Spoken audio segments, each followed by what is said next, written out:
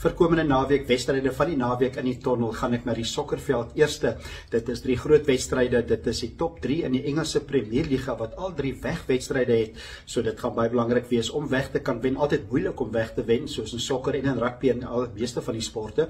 Tans is dit Liverpool wat voor is op die Engelse Premierliga, almal het 30 wedstryde gespeel, hulle het 73 punte, dan is dit Arsenal tweede met 61 en Nottingham Forest met 57, so dit is juist die 3 wat wegwedstryde het. Everton speel eerste soos wat die tyd afloop, Saterdag 1:30 vroeg afskoptyd, is dit Everton tuis teen Arsenal, dan is dit Aston Villa tuis teen Nottingham Forest en dan Sondag is dit Fulham tuis teen Liverpool. So my wedstryde van die naweek gaan ek noem sommer al 3, kyk wie kan volhou, wie kan wegwen, veral die ene Sondag Fulham teen Liverpool, dit is 3 in die middag Namibiese tyd en dit is die voorlopers van die Engelse Premierliga en as ek my oog verseker ook hou op die Formule 1 Grand Prix, dis die Japanese Grand Prix, baie interessante Grand Prix, die 3de ene van die jaar. Die kwalifisering is Saterdagoggend 7:00, ek gaan daarvoor inskakel, dit gaan baie interessant wees, en dan van 5:30 af Namibiese tyd, Sondagoggend, word die hoofren al uitgesaai, dit is van Suzuka, daar in Japan, Formule 1 Grand Prix.